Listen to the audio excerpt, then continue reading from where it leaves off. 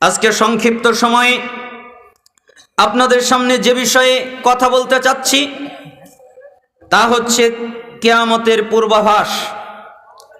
অর্থাৎ কিয়ামতের আগে অনেকগুলো আভাস পাওয়া যায়, যেটা কোরআন এবং হাদিসে আল্লাহ বলেছেন, আল্লাহর নবী বলেছেন কিয়ামতের আগে অনেকগুলো পূর্বাভাস ঘটবে, অনেকগুলো আভাস পাওয়া যাবে। এ ব্যাপারে সংক্ষিপ্তভাবে হাদিসের আলোকে, দলিলের আলোকে আপনাদের সামনে কিছু বলার চেষ্টা করব এবং পাশাপাশি হাদিসের আলোকে কিছু নসিহাত করার চেষ্টা করব। আল্লাহ তাআলা যেন কবুল করেন, আপনাদেরকে বোঝার তৌফিক দান করেন। হুযায়ফা রাদিয়াল্লাহু আনহু তিনি বলেন, রাসূল সাল্লাল্লাহু আলাইহি ওয়াসাল্লাম একদিন আমাদের মাঝে দাঁড়ালেন। এরপরে দাঁড়িয়ে কিয়ামত পর্যন্ত যা কিছু ঘটবে সব কিছু তিনি বর্ণনা করলেন। তিনি বললেন এটা হবে, তিনি বললেন সেটা হবে, তিনি বললেন এমন হবে তেমন হবে। এরপরে যার স্মরণ রাখার সে স্মরণে রাখলো, আর যার ভুলে যাওয়ার সে ভুলে গেল। আমার যারা সঙ্গী, আমার যারা সাথী, তারা জানে এর মধ্যে এমন কোনো বিষয় আছে যা আমি হুযায়ফা ভুলে গেছি। ওই রকমভাবে যেমন তোমাদের কেউ যদি কোনো লোক, পরিচিত লোক তাকে চেনে, ওই পরিচিত লোক যদি দূরে চলে যায় তাহলে মানুষ তার চেহারা ভুলে যায়। যেরকম পরিচিত লোকের চেহারা মানুষ ভুলে যায়, কিন্তু যখন তাকে আবার কাছে দেখে তখন চেহারা আবার মনে পড়ে যায়। ঠিক আমি হুযায়ফা সব ফিতনা ভুলে গেছি, কিন্তু ঘটতে দেখলে আবার আমার মনে পড়ে যায় যে আল্লাহর নবী এ কথা বলেছেন। অত্র হাদিস দ্বারা বোঝা যায় কিয়ামতের পূর্বে অনেক অনেক মারাত্মক মারাত্মক ফিতনা পৃথিবীতে আবির্ভাব ঘটবে, যার সংখ্যা অনেক হবে। কিয়ামতের পূর্বে অনেকগুলো ফিতনা ফাসাদ দেখা দিবে। তার মধ্যে একটা ফিতনা হলো প্রত্যেকটা পরবর্তী যুগের মানুষ, প্রত্যেকটা যুগ, পরবর্তী যুগ পূর্বের যুগের চেয়ে খারাপ হবে। প্রত্যেকটা যুগের মানুষ আগের যুগের মানুষের চেয়ে খারাপ হবে। আজকে যেমন আছে 10 বছর পরে তেমন থাকবে না, 10 বছর পরে যেমন আছে 20 বছর পরে তেমন থাকবে না, 20 বছর পরে যেমন আছে 30 বছর পরে তেমন থাকবে না। আজকে যেমন আছে 10 বছর পরে আরো খারাপ হবে, আরো 10 বছর পরে আরো খারাপ হবে, আরো 10 বছর পরে আরো খারাপ হবে। যতদিন গড়াবে তত খারাপ হতে থাকবে। এজন্যই রাসূল সাল্লাল্লাহু আলাইহি ওয়াসাল্লামের সাহাবী তিনি বলেন, একদিন আমরা আনাস ইবনে মালিককে জিজ্ঞেস করলাম, আনাস ইবনে মালিক, জি হাজ্জাজ বিন ইউসুফ আমাদের উপরে অত্যাচার করে, আমাদের উপরে জুলুম করে, আমাদের উপরে নির্যাতন করে, আমাদের উপরে এত অত্যাচার করে, আমাদের উপরে এত নির্যাতন করে, আমরা সহ্য করতে পারি না। আপনি তো রাসূলের সাহাবী, তাহলে বলেন তো কি করতে পারি? তখন আনাস ইবনে মালিক রাদিয়াল্লাহু আনহু তিনি বললেন, ইসবিরু, তোমরা ধৈর্য ধারণ করো, তোমাদের করার মতো কিছু নেই, তোমরা কিছু করতে পারবে না, এই জুলুমের উপরে তোমরা ধৈর্য ধারণ করো। শোনো, প্রত্যেক পরবর্তী যুগ পূর্বের যুগের চেয়ে খারাপ হবে, এ কথা তোমার নবী বলেছেন। ততদিন হবে যতদিন তোমরা তোমাদের রবের সাথে সাক্ষাৎ না করবে, ততদিন যুগ খারাপ হতেই থাকবে। এজন্যই আমি মাঝে মধ্যে বলে থাকি, অনেকেই বলে আমাদের সমাজের পরিবর্তন ঘটে গেল, আমাদের সমাজের পরিবর্তন হলো। আমি তখন বলেছি, জি না, পরিবর্তন ঘটবে এ কথা নয়, দিন যাবে যত খারাপ হবে তত। এখন তো দেখা যাচ্ছে অবস্থা এত জটিল হয়ে গেছে, একটা সন্ত্রাসী গোষ্ঠী ইসকন বাহিনী তারা মুসলমানদের উপরে অত্যাচার চালাচ্ছে, নির্যাতন করছে, মুসলমানদেরকে হত্যা করছে। ওরা বলে যে গরুকে জবে করা যাবে না, কেন? গরুকে জবে করা পাপ, ওরা একথা বলে, কিন্তু ওরা আবার নিজেরা মানুষকে জবে করে। ওদের কাছে গরু জবে করা পাপ, কিন্তু মানুষ জবে করা পাপ নয়। ওরা এটাকে পাপ মনেই করে না। মানুষের বিবেক বুদ্ধি এত খারাপ হয়ে যাবে, ওরা পাপকে পাপ মনেই করবে না, ওরা মানুষকে হত্যা করবে এটাকে কিছু মনেই করবে না। এজন্য আল্লাহর নবী সাল্লাল্লাহু আলাইহি সাল্লাম বলেছেন, প্রত্যেক পরবর্তী যুগ আগের যুগের চেয়ে খারাপ হবে, এ কথা তোমাদের নবী বলেছেন, যতদিন আল্লাহর সাথে দেখা না হবে, তার মানে মৃত্যু না হবে, ততদিন তোমরা ফিতনার মধ্যেই থাকবে। অত্র হাদিস দ্বারা বোঝা যায় দিন যতদিন যাবে তত খারাপ হতে থাকবে। কিয়ামতের পূর্বে আরেকটি ফিতনা ঘটবে। মুহাম্মদ সাল্লাল্লাহু আলাইহি সাল্লামের রেখে যাওয়া ইসলাম পাওয়া যাবে না।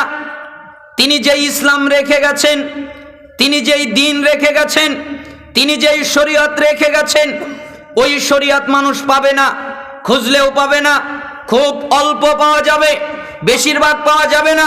এজন্য উম্মে দারদা রাদিয়াল্লাহু আনহু তিনি বলেন, দাখালা আলাইয়া আবু দারদা ওয়া হুয়া মুগদাবুন।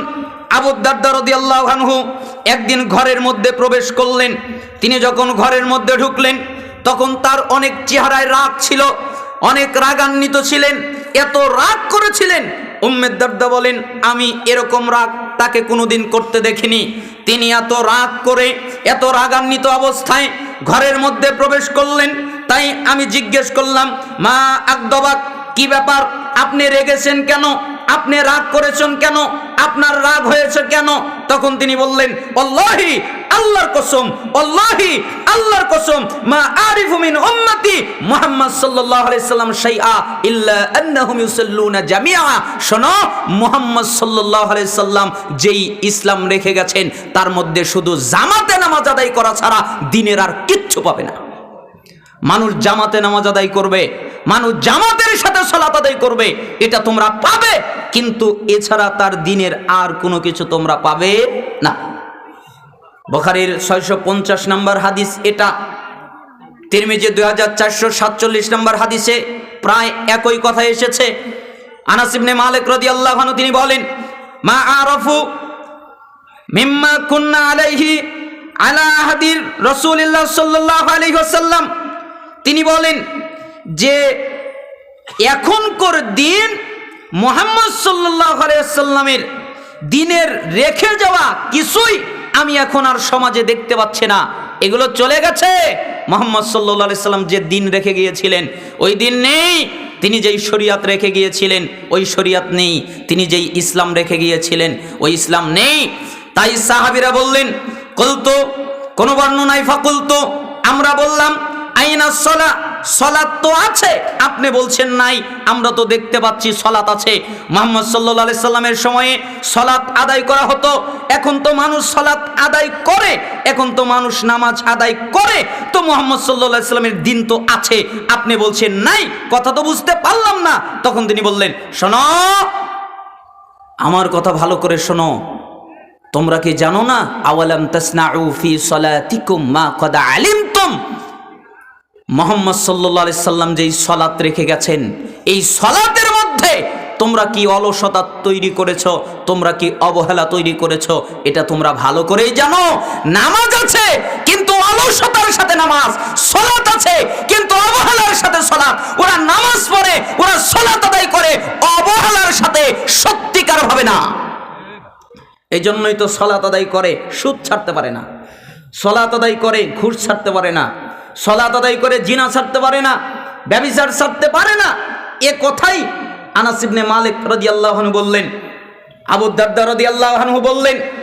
এই দুজন সাহাবী এ কথাটা বলেছেন। উসমান রাদিয়াল্লাহু আনহু শাহাদাত যখন বরণ করলেন, এরপরে মুসলমানদের মধ্যে ক্ষমতা নিয়ে একটা দ্বন্দ্ব তৈরি হলো, একটা কোন্দল তৈরি হলো। ওই সময়ে আবু দারদা রাদিয়াল্লাহু আনহু এ কথা বললেন, ওই সময়ে আনাস ইবনে মালিক রাদিয়াল্লাহু আনহু এ কথা বললেন। তার মানে মুহাম্মদ সাল্লাল্লাহু আলাইহি সাল্লামের রেখে যাওয়া দিনের কিছুই পাওয়া যাবে না। এই জন্য সমাজে সালাত পাওয়া যায় কিন্তু মুহাম্মদ সাল্লাল্লাহু আলাইহি সাল্লামের সালাত পাওয়া যায় না, ঠিক না? কেমন সালাত আদায় করে, তাড়াহুড়ো করে সালাত আদায় করে, এটা মুহাম্মদ সাল্লাল্লাহু আলাইহি সাল্লামের সালাত নয়। শেষ ওয়াক্তে গিয়ে সালাত আদায় করে, এটা মুহাম্মদ সাল্লাল্লাহু আলাইহি সাল্লামের সালাত নয়। অলসতার সাথে সালাত আদায় করে, এমনকি তারা বিদাতি পদ্ধতিতে সালাত আদায় করে। সালাতের মধ্যে কত বিদাত যে ঢুকিয়েছে আপনারা ভালো করে জানেন। আপনারা আহলুল হাদিস মানুষ, আপনাদেরকে বেশি কিছু বলার প্রয়োজন নেই, ইঙ্গিত দিলে আপনারা বুঝতে পারেন। সালাতের মধ্যে কত বিদাত ঢুকিয়ে ঢুকিয়েছে, সিয়ামের মধ্যে কত বিদআত ঢুকিয়েছে, যাকাতের মধ্যে কত বিদআত ঢুকিয়েছে, হজের মধ্যে কত বিদআত ঢুকিয়েছে, আল্লাহর নবীর শরীয়তের মধ্যে বিদআত ঢুকাতে ঢুকাতে ওই যে একটা মজার কথা কয়, জামায় তালি মারতে মারতে জামার অবস্থা এমন হয়েছে আসল জামাই নাই। মানে এত তালি মেরেছে যে আসল জামা কোনটা ওটাই খুঁজে পাওয়া যায় না। ঠিক ইসলামের মধ্যে বিদআত এত পরিমাণ ঢুকিয়েছে, বিদআত করতে করতে সঠিক ইসলামই খুঁজে পাওয়া যায় না, তাই না? সালাফদের মানহাজ বোঝে না, কয় যে সালাফদের মানহাজ দিয়ে কি হবে, অথচ নিজেরা সালাফি, কিন্তু সালাফদের মানহাজ নেই, সালাফদের বৈশিষ্ট্য নেই, সালাফদের পদ্ধতি নেই, সালাফদের নিয়ম নীতি নেই।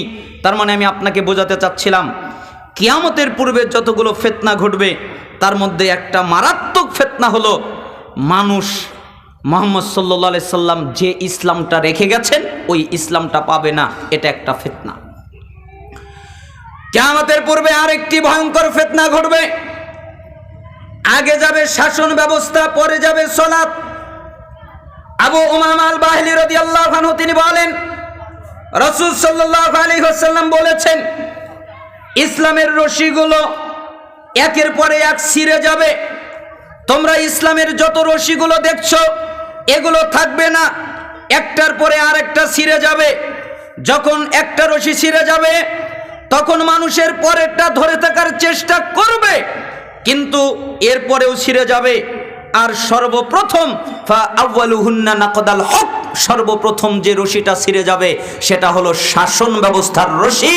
শাসন ব্যবস্থা থাকবে না, সমাজ থেকে শাসন ব্যবস্থা উঠে যাবে। এজন্য মুহাম্মদ সাল্লাল্লাহু আলাইহি সাল্লাম শক্ত ভাষায় বলেছেন, ওই জাতি কখনো সফলতা পেতে পারে না, ওই জাতি কখনো মুক্তি পেতে পারে না, ওই জাতি কখনো কল্যাণ পেতে পারে না যেই জাতি তাদের মাথার উপরে কোনো নারীকে বসায়। যারা তাদের মাথার উপরে কোনো নারীকে বসায়, কোনো নারী নেত্রী হয়, ওই জাতি কোনোদিন সফলতা পেতে পারে না, ওই জাতি কোনোদিন কল্যাণ পেতে পারে না, ওই জাতি কোনোদিন মুক্তি পেতে পারে না। এজন্য মুহাম্মদ সাল্লাল্লাহু আলাইহি সাল্লাম বলেছেন, শাসন ব্যবস্থা চলে যাবে, শাসন ব্যবস্থা চলে গেছে, শাসন ব্যবস্থার মধ্যে আর ভালো কিছু নাই। যত খারাপগুলোর প্রয়োজন সবগুলোই আছে, ভালো আর কল্যাণ কিছু নাই, শাসন ব্যবস্থা চলে গেছে। ওয়া আখিরুহুন্না সালাহ, আর সর্বশেষ যেটা ছিঁড়ে যাবে, যেটা চলে যাবে সেটা হলো সালাত। মানুষ নামাজ আদায় করবে না, মানুষ সালাত আদায় করবে না। এজন্যই তো বাংলাদেশে ৯৯% মুসলিম দেশ, তার ৮৮% হলো বেনামাজি। এখন যদি আমি আপনাদেরকে পরীক্ষা করার জন্য বলি, কারা কারা ইশারের সালাত আদায় করেছেন হাত তোলেন, অপমানিত হবেন তাই উঠাতে বললাম না। আপনাকে অপমান করার ইচ্ছা আমার নেই। আমি যদি এখন বলি কে কে ইশারের সালাত আদায় করেছেন হাত তোলেন, তাহলে অল্প সংখ্যক মানুষের হাত উঠবে, অধিকাংশ মানুষের হাত উঠবে না। তার মানে সালাত চলে যাবে, নামাজ চলে যাবে, নামাজ পাওয়া যাবে না, সালাত পাওয়া যাবে না। এটা কিয়ামতের পূর্বে একটা ভয়ঙ্কর ফিতনা। শাসন ব্যবস্থাও থাকবে না, সালাতও থাকবে না। মুহাম্মদ সাল্লাল্লাহু আলাইহি ওয়াসাল্লাম আরো বলেন, কিয়ামতের পূর্বে আরেকটি ভয়ঙ্কর ফিতনা ঘটবে। সেই ফিতনাটা হলো মসজিদ পাওয়া যাবে, মসজিদ চাকচিক্য হবে, মসজিদ সুন্দর করা হবে, মসজিদ পাওয়া যাবে, মসজিদে মুসল্লি পাওয়া যাবে, নামাজ আদায়কারী লোকও পাওয়া যাবে। আব্দুল্লাহ ইবনে আমর রাদিয়াল্লাহু আনহু তিনি বলেন, ইয়াতিন নাসি আলা জামানুন ইয়াজতামিউনা ফিল মাসাজিদ ওয়া লাইসা ফীহিম মুমিন। শোনো, অচিরেই কিছু মানুষেরা তারা দল বেঁধে মসজিদে প্রবেশ করবে, তারা মসজিদে যাবে দল বেঁধে, তারা একত্রিত হয়ে মসজিদে প্রবেশ করবে, কিন্তু দুঃখের বিষয় হলো তারা যতজন মসজিদে সালাত আদায় করবে ওদের মধ্যে একজনও মুমিন নাই, সবগুলো বেঈমান। সালাত আদায় করছে কিন্তু বেঈমান। মুস্তাদরেক হাকিম ৮৩৬৫ নম্বর হাদিস, এটা হাদিসের সনদ সহিহ। তার মানে সালাত আদায় করবে নামাজি লোক, কিন্তু ইমানদার পাওয়া যাবে না। কেন? ওই লোকটা সালাত আদায় করে এরপরেও সুদ খায়, ওই লোকটা সালাত আদায় করে এরপরেও ঘুষ খায়, ওই লোকটা সালাত আদায় করে এরপরেও জিনা করে, ওই লোকটা সালাত আদায় করে এরপরেও মিথ্যা বলে, ওই লোকটা সালাত আদায় করে এরপরে গীবত করে, ওই লোকটা সালাত আদায় করে এরপরেও শিরিক করে, বিদআত করে, আরো কত পাপ করে বেড়ায়, সালাত আদায় করে, এই পাপগুলোও করে। তার মানে বোঝা যায় তার ঈমান এখনো পরিপূর্ণ হয় নাই। তার যদি ঈমানটা পরিপূর্ণ হতো, ঈমানটা যদি সম্পূর্ণ হতো, তাহলে তার সালাত যেমন থাকতো তার ঈমানও তেমন থাকতো, আর ঈমান তাকে হারাম কাজ করা থেকে বিরত রাখতো, ঠিক না? হারাম কাজ করে, হারাম থেকে বিরত থাকে না, তার মানে বোঝা যাচ্ছে তার পরিপূর্ণ ঈমান হচ্ছে না। এটা হচ্ছে কিয়ামতের পূর্বে যতগুলো ফিতনা ঘটবে তার মধ্যে একটা ফিতনা। কিয়ামতের পূর্বে আর একটা ফিতনা ঘটবে, প্রকাশ্যে মুনাফিকি চলবে, মানুষেরা প্রকাশ্যে মুনাফিকি করে বেড়াবে। বুখারীর ৭১১৩ নম্বর হাদিস, হুযায়ফা ইবনুল ইয়ামান রাদিয়াল্লাহু আনহু তিনি বলেন, ইন্নাল মুনাফিকিনা আল ইয়াওমা শাররুম মিনহুম আলা আদিন নবী সাল্লাল্লাহু আলাইহি ওয়াসাল্লাম কানু ইয়াওমাইদিন ইউসিররুনা ওয়াল ইয়াওমা ইয়াজহারুন। শোনো, মুহাম্মদ সাল্লাল্লাহু আলাইহি সাল্লামের সময়ের যারা মুনাফিক, তারা আজকের যুগের মুনাফিকরা মুহাম্মদ সাল্লাল্লাহু আলাইহি সাল্লামের মুনাফিকদের চেয়ে খারাপ, মুহাম্মদ সাল্লাল্লাহু আলাইহি সাল্লামের মুনাফিকদের চেয়ে জঘন্য, তাদের চেয়ে খারাপ। মুহাম্মদ সাল্লাল্লাহু আলাইহি সাল্লামের সময়ে যারা মুনাফিকি করে বেড়াতো, ওরা যত খারাপ, ওরা যত বর্বর, ওরা যত দুষ্ট, ওরা যত অন্যায়কারী, ঠিক আজকের যুগের যারা মুনাফিক তারা তার চেয়ে বেশি খারাপ। কেন? মুহাম্মদ সাল্লাল্লাহু আলাইহি সাল্লামের সময়ে কানু ইয়াউমাইদিন ইউসিররুনা ওয়াল ইয়াউমা ইয়াজহারুন, ওই সময় মুনাফিকরা মুনাফিকি করত গোপনে, কেউ যেন না দেখে।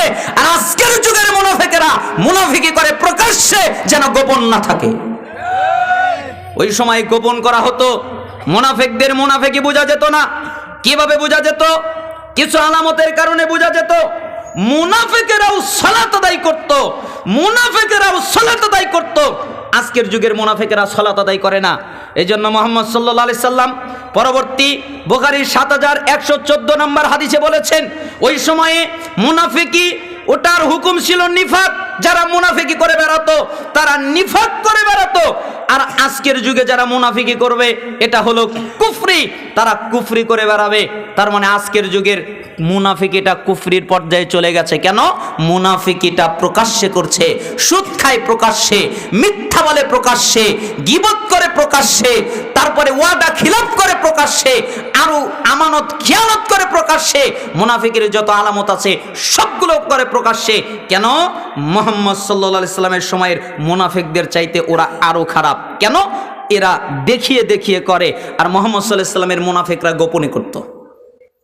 তাহলে প্রকাশ্যে মুনাফিকি ছড়িয়ে যাবে, মুনাফিকি বেড়ে যাবে, মানুষ মুনাফিকি করবে, মুনাফিকের অবস্থা জটিল হয়ে যাবে, কঠিন হয়ে যাবে।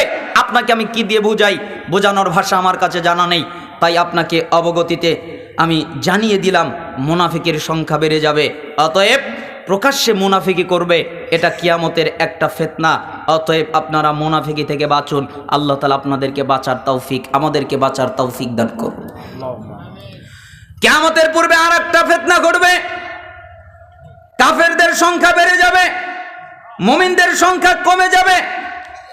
আবু হুরায়রা রাদিয়াল্লাহু আনহু তিনি বলেন, রাসূল সাল্লাল্লাহু আলাইহি ওয়াসাল্লাম বলেছেন, বাদাল ইসলামু গরীবান ওয়া সায়াউদু কামা বাদা গরীবান ফাতুবা লিল গুরাবা। ইসলামের শুরু হয়েছে গরীব অবস্থায়, অল্প কিছু লোকের মাধ্যমে, অল্প কিছু লোকের মাধ্যমে ইসলাম প্রকাশ পেয়েছে, ইসলাম প্রচলিত হয়েছে, ইসলাম ছড়িয়ে গেছে। আবার এই অল্প কিছু লোকের মধ্যেই ইসলামটা ফিরে যাবে। এই অল্প কিছু লোকেদের জন্যই তোবা বৃক্ষের জান্নাতের সুসংবাদ। এজন্যই মুমিনদের সংখ্যা সব সময় অল্প থাকবে, সব সময় কম থাকবে। এটা একটা হকের আলামত, হকের একটা নিদর্শন যে আপনি হকের উপরে আছেন। এর আলামত হলো আপনি একা, অল্প, কম। আমরা জানি ইমাম আহমদ বিন হাম্বল রাহিমাহুল্লাহ পৃথিবীর সবচেয়ে বড় বিদ্বান, সবচেয়ে বেশি হাদিস যার মুখস্থ, 10 লক্ষ হাদিসের হাফেজ ইমাম আহমদ বিন হাম্বল রাহিমাহুল্লাহ তার সময়ে তাকে কেউ মেনে নেয়নি, তার জাতি তাকে মেনে নেয়নি, আলেম সমাজ তাকে মেনে নেয়নি। ইমাম আহমদ বিন হাম্বল রাহিমাহুল্লাহর পায়ে তার জাতির লোকেরা রশি বেঁধেছে। এরপরে ইমাম আহমদ বিন হাম্বলকে মাটির উপরে টেনেছে, হেসড়িয়ে নিয়ে গেছে, তাকে আঘাত করেছে, তাকে মারধর করেছে, তার শরীর থেকে রক্ত বের করেছে। কেন? হকের উপরে ছিল, একাই ছিল, অল্প কিছু সংখ্যক লোক ছিল। আমাদেরকে তো কেউ মারে না, আমাদেরকে কেউ তো গালি দেয় না, আমাদেরকে তো আদর করে খাওয়ায়, আমাদেরকে তো কত আদর আপ্যায়ন করে। তাতে বোঝা যাচ্ছে আমরা এখনো পরিষ্কার হক প্রকাশ করতে পারিনি। হক যদি পরিষ্কার প্রকাশ হয় তাহলে আমাদের বিরুদ্ধে মানুষ যাবেই। এটাই হকের একটা নিদর্শন, হকের একটা আলামত, হকের একটা পার্শ্ব প্রতিক্রিয়া হলো, হকের একটা ডাইরেক্ট আলামত হলো হক বললে রিয়াকশন শুরু হয়। হক বললে কি শুরু হয়? রিয়াকশন। এটা ঘটবেই। এটা না ঘটলে বুঝতে হবে আমি এখনো হক প্রকাশ করতে পারছি না। তো কিয়ামতের পূর্বে মুমিনদের সংখ্যা কমে যাবে। কিয়ামতের পূর্বে আর একটা ফিতনা ঘটবে, দলাদলির ফিতনা। আরেকটা ফিতনা ঘটবে, মুসলমানদের অবস্থা দুর্বল হয়ে যাবে। তাদেরকে সবাই যেদিক থেকে পারে সেদিক থেকে আক্রমণ করবে, আঘাত করবে। মিশকাতের 5369 নম্বর হাদিস, হুযায়ফা রাদিয়াল্লাহু আনহু তিনি বলেন, আরো অনেকে বর্ণনা করেছেন, যেমন সাওবান রাদিয়াল্লাহু আনহু তিনি বলেন, রাসূল সাল্লাল্লাহু আলাইহি সাল্লাম বলেছেন, অচিরেই তোমাদের বিরুদ্ধে যত লোকেরা আছে, যত জাতি আছে, যত ধর্ম আছে, যত গোষ্ঠী আছে, হিন্দু বলো, বৌদ্ধ বলো, খ্রিস্টান বলো, ইহুদি বলো, গ্রিক বলো, অগ্নিপূজক বলো, নাস্তিক বলো, মুরতাদ বলো, আরো যত ধর্মের লোকেরা আছে, আরো যত তরিকার লোকেরা আছে, এরা তোমাদের বিরুদ্ধে ঐক্যজোট হবে, তোমাদের বিরুদ্ধে একত্রিত হবে। কিরকম? যেরকম খাবার জন্যে দস্তরখানায় খাবার রাখা হয়, এরপরে সবাই একত্রিত হয় দস্তরখানায় খাবার জন্যে, ঠিক তোমরা যারা মুসলমান, তোমাদেরকে সরিয়ে দেওয়ার জন্যে, তোমাদেরকে ধ্বংস করে দেওয়ার জন্যে, তোমাদেরকে নষ্ট করে দেওয়ার জন্যে তোমাদের বিরুদ্ধে যত দল আছে তারা ঐক্যবদ্ধ হবে। সাওবান রাদিয়াল্লাহু আনহু বললেন, আল্লাহর নবী, তখন আমাদের অবস্থা কম হবে, তাই না? আমরা সংখ্যায় অল্প হব, তাই ওরা আমাদের বিরুদ্ধে দাঁড়াবে। মুহাম্মদ সাল্লাল্লাহু আলাইহি সাল্লাম বললেন, না, তোমাদের অবস্থা অল্প হবে না, তোমাদের অবস্থা হবে অনেক বেশি, কিন্তু তোমাদের পরিস্থিতি হবে, তোমাদের অবস্থা হবে স্রোতে ভেসে যাওয়া আবর্জনার মতো। যেরকম আবর্জনা স্রোতে ভেসে যায়, ওর কোনো ক্ষমতা নেই, ও কিছু করতে পারে না, ওর কোনো পুরুষত্ব ক্ষমতা নেই, ও কিছু বলতে পারে না, ও কিছু করতে পারে না, ওকে ভেসেই যেতে হয়, ও উল্টা আসতে পারে না, স্রোতে ভেসে যাওয়া আবর্জনার মতো। ঠিক তোমাদের অবস্থা হবে তাই। তখন সাহাবী বললেন, কেন এরকম হবে? রাসূল সাল্লাল্লাহু আলাইহি সাল্লাম বললেন, দুটি কারণে, হুব্বুদ দুনিয়া ওয়া কারাহিয়াতুল মাউত। একটা হলো দুনিয়ার মহাব্বত। যখন তোমাদের মধ্যে দুনিয়ার মহাব্বত ঢুকে যাবে, তোমরা দুনিয়ার মহাব্বতকে তোমাদের কলিজার মধ্যে, তোমাদের অন্তরের মধ্যে ঢুকিয়ে নিবে, তোমাদের কলিজার মধ্যে দুনিয়ার মহাব্বত ঢোকাবে, ঠিক তখন অন্য জাতি তোমাদের বিরুদ্ধে ঐক্যবদ্ধ হবে। আর তোমরা যখন মৃত্যুকে ভয় করা শুরু করবে, মৃত্যুর ভয় তোমাদের মধ্যে ঢুকে যাবে, ঠিক তখনই অন্য জাতি তোমাদের বিরুদ্ধে ঐক্যবদ্ধ হবে। মাইকেল ভাই, মাইক ঠিক করেন। তাহলে তোমাদের বিরুদ্ধে ঐক্যবদ্ধ হবে। এই জন্য সাওবান রাদিয়াল্লাহু আনহু কথা বললেন, কিয়ামতের পূর্বে যতগুলো ফিতনা হবে, সমস্ত ফিতনার একটা জরুরি ভয়ঙ্কর ফিতনা হলো সমস্ত জাতি মুসলমানদের বিরুদ্ধে ঐক্যবদ্ধ হবে। ঠিক এখন তাই ঘটছে, তাই না? আর মুসলমানেরা কি নিয়ে ব্যস্ত আছে? তারা দুনিয়া নিয়ে ব্যস্ত, তারা দুনিয়ার উম্মত, তারা দুনিয়ার পাগল, দুনিয়া নিয়ে তারা ব্যস্ত। তারা মরতে ভয় পায়, আমরা মরে যাব, আমাদের মৃত্যু হবে, কেমন যেন লাগে। এ কথা বললে আমাকে মেরে ফেলতে পারে, এ কথা বললে আমাকে আঘাত করতে পারে, এখানে গেলে আমার এটা ঘটতে পারে, সেটা ঘটতে পারে, হক কথা বললে কেউ আমাকে মেরে ফেলে দিতে পারে। মৃত্যুর ভয়, যখন মৃত্যুর ভয় করবে, যখন দুনিয়ার মহাব্বত তাদের অন্তরের ভিতরে ঢুকে যাবে, ঠিক তখনই যত জাতি আছে, যত গোষ্ঠী আছে, সবগুলো মুসলমানদের বিরুদ্ধে ঝাঁপিয়ে পড়বে। কিয়ামতের পূর্বে যতগুলো ফিতনা আছে, তার মধ্যে আর একটা ফিতনা হলো দলাদলির ফিতনা। মানুষ দলাদলি করবে, তারা বিভক্ত হয়ে যাবে, তারা ভাগ ভাগ হয়ে যাবে, তারা ঐক্যবদ্ধ হবে না, তারা একত্রিত হবে না, তারা এক জায়গায় হবে না, তারা আলাদা হয়ে যাবে, তারা বিচ্ছিন্ন হয়ে যাবে। কেন কেন তারা বিচ্ছিন্ন হয়ে যাবে? আমি একটা মাঝে মধ্যে আয়াত পড়ি, সূরা আলী ইমরান 103 নম্বর আয়াত। আল্লাহ তাআলা বলেছেন, ওয়া'তাসিমু বিহাবলিল্লাহি জামিআউ ওয়ালা তাফাররাকু, তোমরা আল্লাহর রশিকে শক্ত করে আঁকড়ে ধরো, পরস্পরে বিচ্ছিন্ন হইও না। আল্লাহর রশিকে মজবুত করে আঁকড়ে ধরো, পরস্পরে বিচ্ছিন্ন হইও না। এই আয়াতটা ঐক্যের আয়াত। কিসের আয়াত? আপনারা কি রাগ করতেছেন আমার উপর? এই আয়াতটা কিসের আয়াত? ঐক্যের আয়াত। কিন্তু আমাদের সমাজে এই আয়াত দিয়ে বিভক্ত হয়, এখন হয়ে গেছে বিভক্তের আয়াত। কেন? যে যে দল করে, যে যে তরিকা করে, ঠিক এই আয়াতটা ওই দলের দিকেই ফিট করে। যদি বলা হয় তোমরা ঐক্যবদ্ধ হয়ে আল্লাহর রশি আঁকড়ে ধরো, তখন সে বলে তাহলে আমার আমিরকে মানেন, তাহলে আমার নেতাকে মানেন, তাহলে আমার পীর সাহেবকে মানেন, তাহলে আমার হুজুরকে মানেন, তাহলে আমার নেতাকে মানেন। কেন? ঠিক এরকমই ঘটে গেছে। অথচ এটা কিন্তু বিভক্তের আয়াত না, এটা হলো ঐক্যের আয়াত। কিসের আয়াত? ঐক্যের আয়াত। তাহলে বিভক্ত হয় কেন? যখন আপনি কোরআনকে কোরআনের কায়দায় না বুঝবেন, কোরআনকে কোরআনের মতো করে না বুঝবেন, ঠিক তখনই বিভক্ত ঘটবে। আচ্ছা বলেন তো, এই আয়াত কার উপরে নাজিল হয়েছে? মুহাম্মদ সাল্লাল্লাহু আলাইহি ওয়াসাল্লামের উপরে, তাই না? তাহলে এই আয়াত সম্পর্কে সবচেয়ে ভালো কে জানেন? মুহাম্মদ সাল্লাল্লাহু আলাইহি ওয়াসাল্লাম। তাহলে তার কাছে জিজ্ঞেস করে, আল্লাহর নবী আপনার কি কোনো ব্যাখ্যা আছে? তখন আমরা বলবো জি আছে। সহিহ আত-তারগিব ওয়াত-তারহিব 39 নম্বর হাদিস। রাসূল সাল্লাল্লাহু আলাইহি ওয়াসাল্লাম বলেন, আলাইসা তাশহাদুনা আন লা ইলাহা ইল্লাল্লাহ ওয়াহদাহু লা শারীকা লাহ ওয়া আন্নী রাসূলুল্লাহ ওয়া আন্নাল কুরআনা জাআ মিন ইনদিল্লাহ। হে সাহাবীরা, জি তোমরা কি বলো না আল্লাহ ছাড়া সত্যিকার কোনো ইলাহ নাই, আল্লাহ এক, একক, অদ্বিতীয়? এ কথা কি তোমরা বলো না? জি আমরা বলি। আল্লাহ ছাড়া কোনো ইলাহ নাই, আমরা বলি তিনি এক, একক। তোমরা কি বলো না আমি মুহাম্মদ আল্লাহর রসুল? জি আমরা বলি। আপনি আল্লাহর রসুল। আচ্ছা তোমরা কি বলো না এই কোরআনটা আল্লাহর কাছ থেকে এসেছে?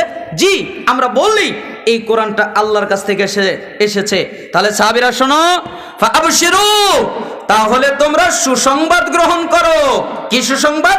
ফাইন্না হাযাল কুরআন তারাফু বিয়াদিল্লাহ ওয়া তারাফু বিআইদিকুম ফাতামাসসাকু বিহি ফাইন্নাকুম লান তুহলাকু ওয়া লান তাদিল্লু বা'দাহু আবাদা। শোনো, এই কোরআনের এক অংশ আল্লাহর হাতে। এই কোরআনের একটা রশি আল্লাহর হাতে। এই কোরআনের এক অংশ আল্লাহর হাতে। এই কোরআনের এক অংশ হলো তোমাদের হাতে। একটা আল্লাহর হাতে, আরেকটা তোমাদের হাতে। তোমরা যদি এই কোরআনকে আঁকড়ে ধরো, কখনো গোমরা হবে না, কখনো পথভ্রষ্ট হবে না, কখনো ধ্বংস হবে না। বলেন তো কাকে আঁকড়ে ধরলে? কোরআন। তাহলে ওই আয়াতের অর্থ হবে তোমরা ঐক্যবদ্ধ হয়ে আল্লাহর রশিকে শক্ত করে আঁকড়ে ধরো, পরস্পর বিচ্ছিন্ন হও না। তাহলে অর্থ হবে তোমরা ঐক্যবদ্ধ হয়ে কোরআন আঁকড়ে ধরো, এই কোরআন থেকে বিচ্ছিন্ন হও না। কার থেকে? কোরআন থেকে। আর আমরা ওইটা দলের সাথে সেট করেছি। তো কিয়ামতের পূর্বে যতগুলো ফিতনা ঘটবে, তার মধ্যে একটা ভয়ঙ্কর ফিতনা হলো দলাদলির ফিতনা। মানুষ দলাদলি করবে, যে যে দল করে সে সেই দলকেই উত্তম মনে করবে। ইরবাজ ইবনে সারিয়া রাদিয়াল্লাহু আনহু তিনি বলেন, ওয়াদানা রাসূলুল্লাহ সাল্লাল্লাহু আলাইহি ওয়াসাল্লাম মাওঈদাতান ওয়াজিলাত মিনহাল কুলুব ওয়া যারাফাত মিনহাল উয়ুন ফাকুলনা ইয়া রাসূলুল্লাহ কান্নাহা মাওঈদাতু মুআদ্দাইন ফাআউসিনা। আল্লাহর নবী সাল্লাল্লাহু আলাইহি সাল্লামের সাহাবী ইরবাজ বিন সারিয়া রাদিয়াল্লাহু আনহু তিনি বলেন যে একদিন আল্লাহর নবী আমাদের মধ্যে বের হয়ে আসলেন।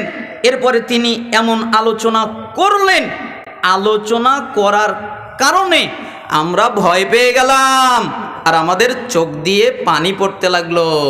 আমরা ভয় পেয়ে গেলাম, আমাদের চোখ দিয়ে পানি পড়তে লাগলো, আমাদের অন্তর বিগলিত হয়ে গেল, আমাদের অন্তর বিগলিত হয়ে গেল, আমাদের চোখ দিয়ে পানি পড়তে লাগলো। এত তিনি কথা বললেন। তো এই হাদিস দ্বারা আমাদের দেশের এক শ্রেণীর লোকেরা বলে যে এই তো সুরের দলিল। কিসের দলিল? সুরের দলিল। কেন? ওই যে আল্লাহর নবী এমন ভাষণ দিলেন, তাদের শ্রোতাদের অন্তর ভয় পেয়ে গেল, বিগলিত হলো, চক্ষু দিয়ে পানি পড়ল। এই জন্য আমি বলি, হাদিস নিজের মতো বোঝার চেষ্টা করিয়েন না। হাদিসকে হাদিসের ভাষায় বোঝেন, সালাফদের নীতিতে বোঝেন। সালাফরা বলতেন, এই হাদিস ইঙ্গিত দেয় যে আল্লাহর নবী আর বেশি দিন বাঁচবে না। বলেন তো, এই হাদিস কি ইঙ্গিত দেয়? আল্লাহর নবী আর বেশি দিন বাঁচবেন না। কোন সাহাবী যদি শোনে আল্লাহর নবী আর বেশি দিন বাঁচবেন না, কাঁদবেন না হাসবেন? কেন? পরের কথাই ওই সাহাবীদের প্রশ্নই তার জবাব। আল্লাহর নবী, জি মনে হচ্ছে এটা শেষ উপদেশ, আপনি হয় আর বেশি দিন বাঁচবেন না, এটা মনে হয় শেষ উপদেশ, তাহলে আমাদের নসিহত করেন, তাহলে আমাদের ওসিয়ত করেন। তখন মুহাম্মদ সাল্লাল্লাহু আলাইহি সাল্লাম বললেন, ও সিকুম বিতাকওয়াল্লাহ, আমি তোমাদেরকে আল্লাহকে ভয় করার উপদেশ দিচ্ছি। কাকে ভয় করার উপদেশ? আল্লাহকে। কেন এই কথা বললেন? তিনি তো অন্য কথা বলতে পারতেন, তিনি অন্য কথা বলতে পারতেন, অন্য আমলের কথা বলতে পারতেন, কিন্তু তিনি তা না করে আল্লাহকে ভয় করার কথা বললেন। কারণ জানে, একটা মানুষ যদি আল্লাহকে ভয় করে তাহলে তার দ্বারা জুলুম হতে পারে না, সে সুদ খেতে পারে না, সে ঘুষ খেতে পারে না, সে নিষাদার দ্রব্য পান করতে পারে না, আরো যত পাপ আছে এগুলো করতে পারে না। কেন? সে আল্লাহকে ভয় করে। তাই আল্লাহর নবী বললেন, আল্লাহকে ভয় করো।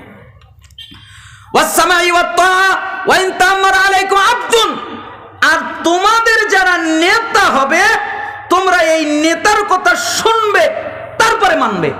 বলেন তো, কি বললেন? শুনবে তারপরে মানবে। আর আমাদের দেশে হয় উল্টা, নেতা বলে এই ওকে ধর, ঠিক তাই দৌড় দেয়, ওকে একবারে ফাতা ফাতা করে ফেলে। নেতা বলে ওই বাড়ি ধর, তাই করে। আমির বলে ওকে ধর, তাই করে। তার আমির, তার নেতা তাকে যা বলে সে তাই করে। অথচ রাসূল সাল্লাল্লাহু আলাইহি সাল্লাম উল্টা বললেন, তিনি বললেন আগে শুনবে, নেতার কথা আগে শুনবে, আমিরের কথা আগে শুনবে, শাসকের কথা আগে শুনবে, হুজুরের কথা আগে শুনবে, মুফতির কথা আগে শুনবে, প্রত্যেকের কথা আগে শুনবে। যদি দেখো কথা ঠিক তারপরে মানবে, যদি দেখো কথা ব্যাঠিক তাহলে মানার আর দরকার নাই। কথা ঠিক থাকলে মানবে, এজন্য আগে কথা শুনবে তারপরে মানতে হবে। যদি তোমাদের একজন কৃতদাস নেতৃত্ব দেয়, তাও তার কথা শুনে মানতে হবে। আর শুনে রাখো, তোমরা যারা আমার পরে জীবিত থাকবে, আমার পরে বেঁচে থাকবে, আমি আর বেশি দিন বাঁচবো না, আমি তোমাদের মধ্য থেকে চলে যাব, আমি বিদায় নিব। তোমরা যারা আমার পরে বেঁচে থাকবে, তারা দেখতে পাবে অনেক মতভেদ, একজনের সাথে আর একজনের কোনো মিল নেই, একজনের সাথে আর একজনের মতভেদ হয়ে গেছে, দলাদলি করেছে, তাদের ঐক্য নেই, ঐক্য জোট নেই, তারা বিভক্ত হয়ে গেছে। ওই সময়ে তোমাদের কর্তব্য হলো আমার সুন্নাত আর আমার খোলাফায়ে রাশেদিনের সুন্নাতকে শক্ত করে আঁকড়ে ধরবে। আদ্দু আলাইহা বিন নওয়াজিজ, মারির দাঁত দিয়ে কামড়ে শক্ত করে আমলের মাধ্যমে সুন্নাহকে বাঁচিয়ে রাখবে, বাস্তবায়ন করবে। তোমরা মনে রাখো, ইখতিলাফ ঘটবে, আর ইখতিলাফের সময় আমার সুন্নাতের দিকে আসতে হবে। কার সুন্নাতের দিকে? রাসূলের। যখন দেখবেন এই হুজুর এক কথা বলে, ওই হুজুর এক কথা বলে, এর কথা একরকম, ওর কথা আরেক রকম, তখন কার দিকে ফিরে যেতে হবে? মুহাম্মদ সাল্লাল্লাহু আলাইহি সাল্লামের দিকে এবং তার খোলাফায়ে রাশিদিনের দিকে। তার মানে ইখতিলাফ এটা কিয়ামতের পূর্বের একটা ফিতনা, ভয়ঙ্কর একটা ফিতনা, এটা ঘটবে।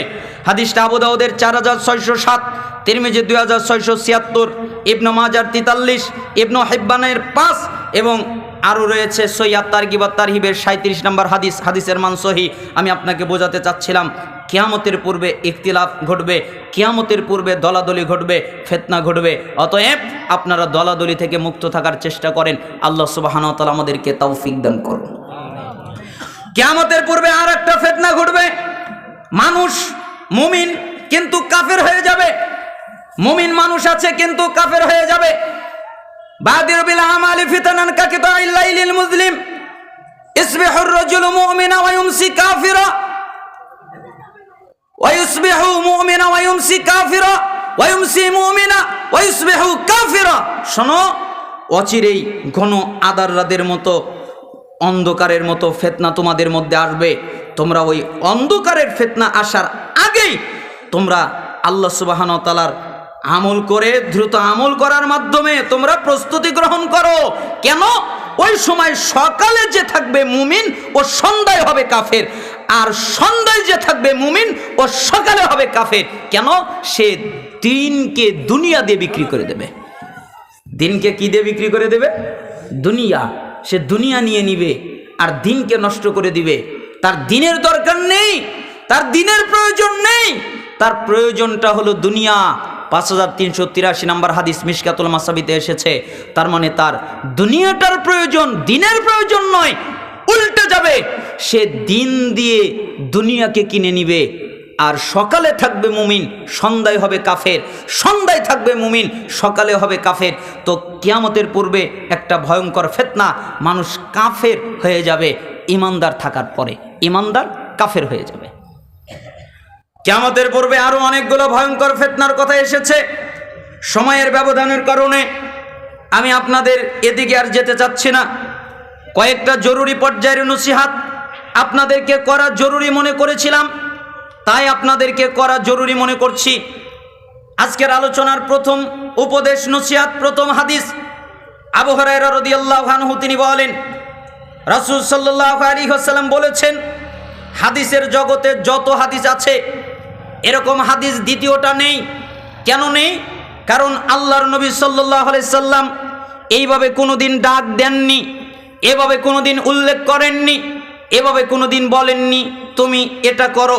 আবু হুরায়রা তিনি বললেন, মান আখাযা আন্নি হাউলা ইল কালিমাত ফায়ামালু বিহিন্না আও ইউআল্লিমু মান ইয়ামালু বিহিন্না। হে সাহাবীরা, তোমাদের মধ্যে কে আছে যে আমার কথা গ্রহণ করবে? তোমাদের মধ্যে কে আছে যে আমার কথা আমল করবে? তোমাদের মধ্যে কে আছে যে আমার কথা আরেকজনের কাছে পৌঁছে দেবে? তার মানে কে আছে এমন আমার কথা গ্রহণ করবে? কে আছে এমন আমার কথা অনুযায়ী আমল করবে? কে আছে এমন আমার কথা আরেকজনের কাছে পৌঁছে দেবে? এই জন্য সালাফরা বলতেন, কেউ যদি এই হাদিস শোনে তাহলে তাদের উপরে, এই হাদিসের উপরে আমল করা ওয়াজিব। কেন? আল্লাহ নবী সাল্লাল্লাহু আলাইহি সাল্লাম এরকম কোনোদিন বলেননি। তিনি কত আবেগ মাখা ডাক দিচ্ছেন, আমার কথা শুনবে কে? তার মানে মুহাম্মদ সাল্লাল্লাহু আলাইহি সাল্লামের কথা শুনতে হবে। আমার কথা আমল করবে কে? তার মানে মুহাম্মদ সাল্লাল্লাহু আলাইহি সাল্লামের কথা আমল করতে হবে। আমার এই কথা আরেকজনের কাছে পৌঁছে দেবে কে? তার মানে এই কথা আরেকজনের কাছে পৌঁছে দিতে হবে। ফাকুলতু আনা ইয়া রাসূলুল্লাহ, আবু হুরায়রা রাদিয়াল্লাহু আনহু তিনি বললেন, আল্লাহর নবী আমি আছি তো, আপনি যা বলবেন আমি তা গ্রহণ করব, আপনি যা বলবেন আমি তা আমল করব, আপনি যা বলবেন আমি তা আরেকজনের কাছে পৌঁছে দেব, আপনি বলেন। তখন মুহাম্মদ সাল্লাল্লাহু আলাইহি সাল্লাম ফাখাযা বিয়াদি ফাআদ্দা খামসান, আবু হুরায়রার হাত ধরলেন, এরপরে গুনে গুনে 5টা কথা বললেন। তিনি বললেন, আবু হুরায়রা জি, যদি তুমি 5টা কাজ করতে পারো তাহলে আল্লাহ তোমাকে 5টা পুরস্কার দেবে। কয়টা কাজ? 5টা কাজ। পুরস্কার দেবে কয়টা? 5টা। 5টা কাজ করতে পারলে আল্লাহ তোমাকে 5টা পুরস্কার দেবে। 1, ইত্তাকিল মাহারিমা তাকুন আবাদান নাস। তুমি কি চাও আল্লাহ আমাকে ওলি বানিয়ে দিক? তুমি কি চাও আমি আল্লাহর ইবাদত গুজার বান্দা হই, আমি আল্লাহর ওলি হই, আমি আল্লাহর বন্ধু হই, আমি আল্লাহর প্রিয় ব্যক্তি হই? এটা কি তুমি চাও? আচ্ছা, আপনারা কি মনে করেন, চান না চান না? আল্লাহর ওলি হই, এটা কি চান? ঠিক একই কথা বললেন, তোমরা কি চাও যে আল্লাহ আমাকে আল্লাহর ওলি বানিয়ে দিক, তোমাদের আল্লাহর ওলি বানিয়ে দিক? আবু হুরায়রা বললেন, জি আমরা তো চাই। তখন মুহাম্মদ সাল্লাল্লাহু আলাইহি সাল্লাম বললেন, শোনো, তাহলে আল্লাহ যা হারাম করেছেন, যেটা হারাম, এটা নিষিদ্ধ, তোমরা ওই হারামের কাছে যাবে না, তোমরা হারাম করবে না, আল্লাহর নাফরমানি করবে না, গুনার কাজ করবে না, তাহলে আল্লাহ বিনিময়ে তোমাদেরকে ওলি বানিয়ে দিবেন। ওলি হতে গেলে কি ত্যাগ করতে হবে? হারাম। আর আমাদের দেশে ওলি হতে গেলে মাজারে যেতে হয়, তাই না? ও মাজারে গিয়ে কি কি করে? মাজারে গিয়ে সন্তান চায়, মাজারে গিয়ে মান্নত করে, মাজারে গিয়ে সেজদা করে, মাজারে গিয়ে মাথা নত করে, আরো কত কিছু করে। অথচ আমি যেগুলো বললাম এর একটা যদি কেউ করে সঙ্গে সঙ্গে ও কাফের হয়ে যাবে, আর ইসলামে থাকার জায়গা নেই। ও যদি মাজারে গিয়ে কিছু চায় ও কাফের, ও যদি সন্তান চায় ও কাফের, ও যদি সেজদা দেয় ও কাফের, ও যদি মাজারে মাথা নত করে তাও কাফের। ওর ইসলাম থাকবে না, ওর দিন থাকবে না। আর মানুষ নাকি ওলি হতে মাজারে যাওয়া লাগে, পীরের কাছে যাওয়া লাগে। আল্লাহর নবী এজন্য ব্যতিক্রম কথা বললেন, তোমরা কি আল্লাহর ওলি হতে চাও? তাহলে হারাম ত্যাগ করো, বিনিময়ে আল্লাহ তোমাদের ওলি বানিয়ে দিবেন। আরদা বিমা কসমাল্লাহু লাকা তাকুন আগনান নাস। 2, তোমার তাকদিরে খুশি থাকো, তোমার ভাগ্যে খুশি থাকো।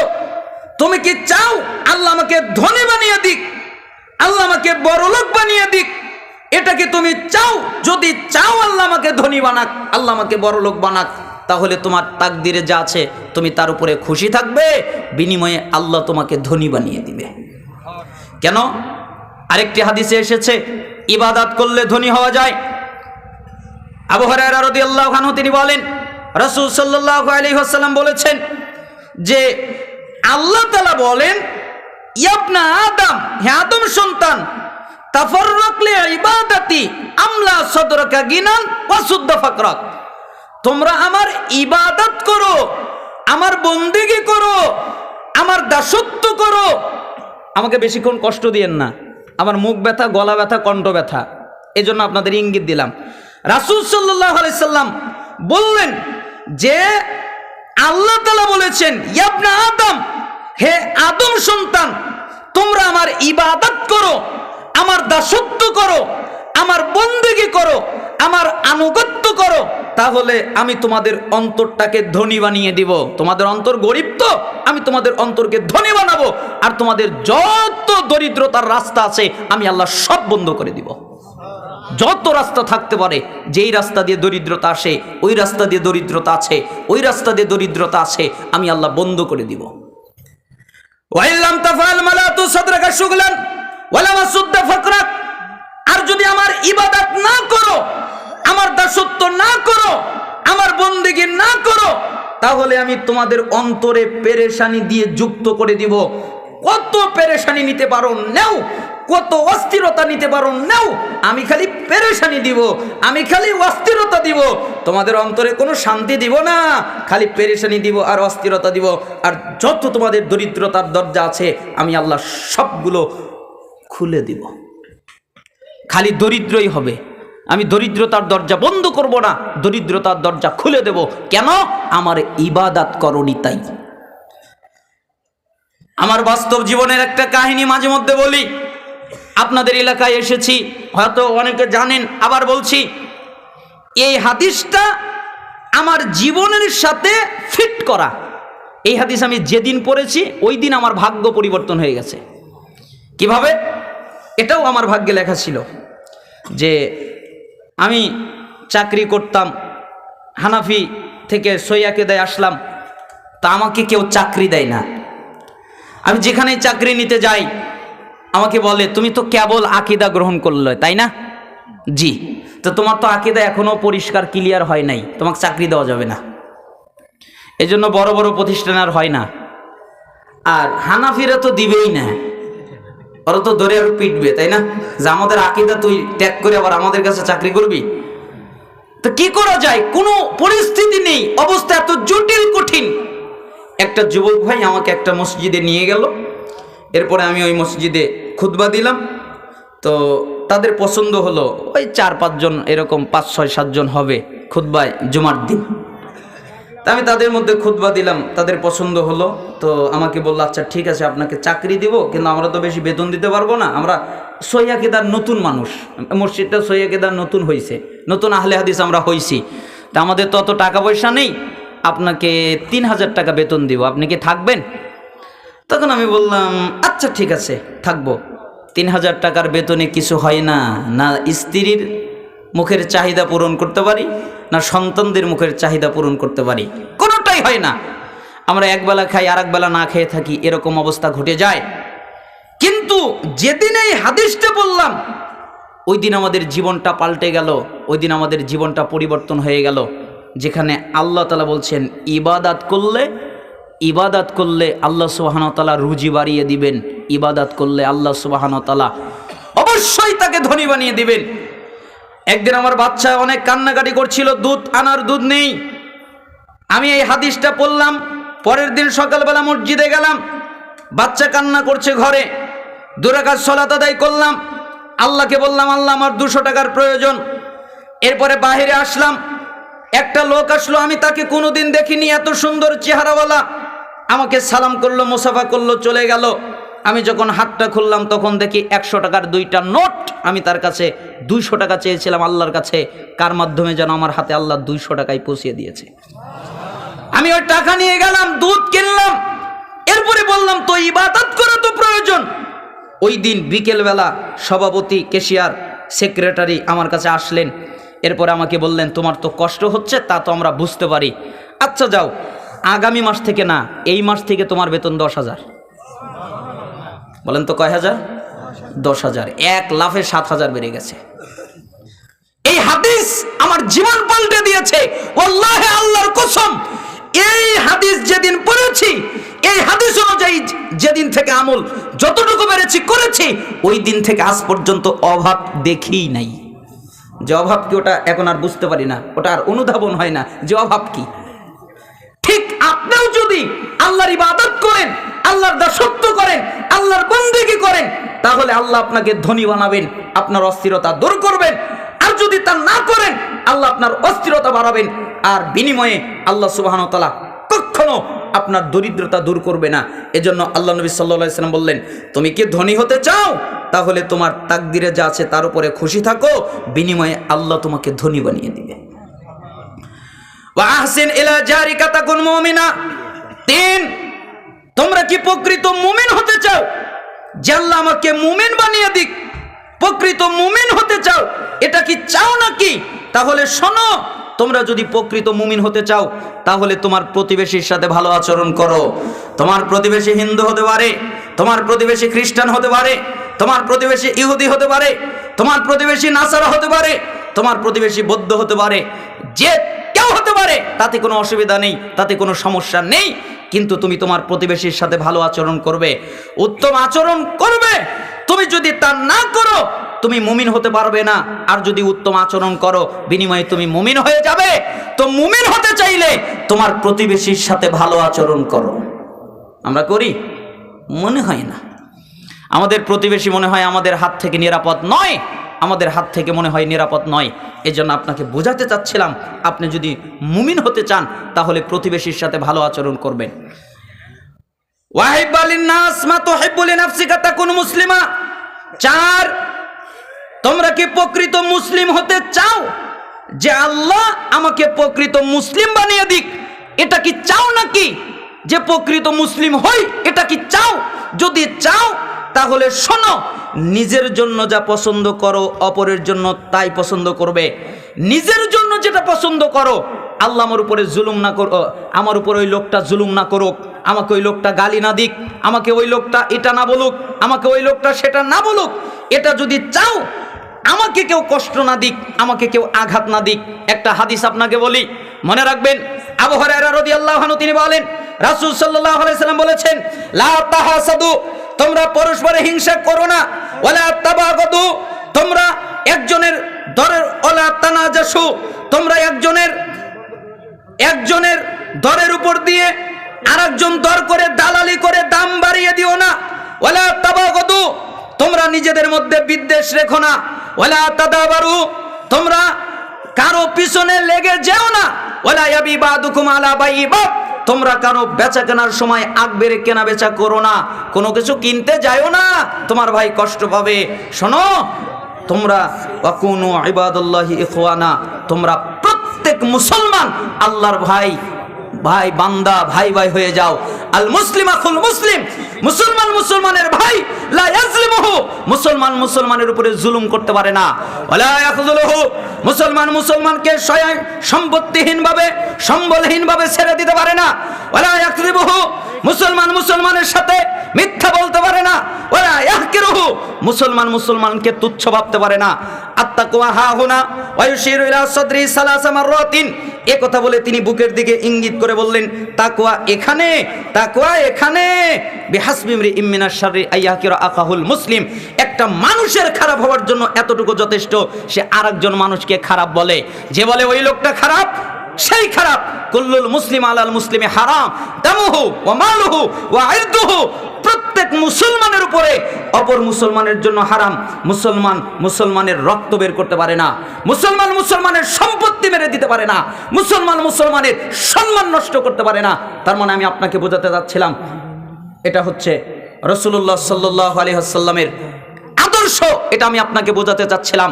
4, তোমরা নিজের জন্য যা পছন্দ করবে অপরের জন্য তাই পছন্দ করবে। ওয়ালা তুকসিরিদ দাহিক ফাইন্না কাসরাতাদ দাহিক, তুমি তো কলব, অতিরিক্ত হাসবা না, বেশি হাসবা না। কেন? বেশি হাসলে হৃদয় মরে যায়, অন্তর মরে যায়। ডাক্তার বলেছে বেশি হাসলে হার্ট ভালো থাকে, মুহাম্মদ সাল্লাল্লাহু আলাইহি ওয়াসাল্লাম বলেছেন বেশি হাসলে হৃদয় মরে যায়। ডাক্তারকে মানি না, মুহাম্মদ সাল্লাল্লাহু আলাইহি ওয়াসাল্লামকে মানি। অতএব বেশি হাসা যাবে না, অট্ট হাসি দেওয়া যাবে না। যেই মজলিসে, যেই বৈঠকে বেশি হাসি রহস্য চলে, ওই বৈঠকে ওই মজলিসে বসা যাবে না। 5টা কথা বললেন। 1, হারাম ত্যাগ করো, বিনিময়ে আল্লাহর ওলি হয়ে যাবে। 2, তাকদীরের উপরে খুশি থাকো, বিনিময়ে ধনী হয়ে যাবে। 3, প্রতিবেশীর সাথে ভালো আচরণ করো, বিনিময়ে মুমিন হয়ে যাবে। 4, নিজের জন্য যা পছন্দ অপরের জন্য তাই পছন্দ করো, বিনিময়ে মুসলিম হয়ে যাবে। 5, অতিরিক্ত হাসবা না, অতিরিক্ত হাসলে হৃদয় মরে যায়, অন্তর মরে যায়।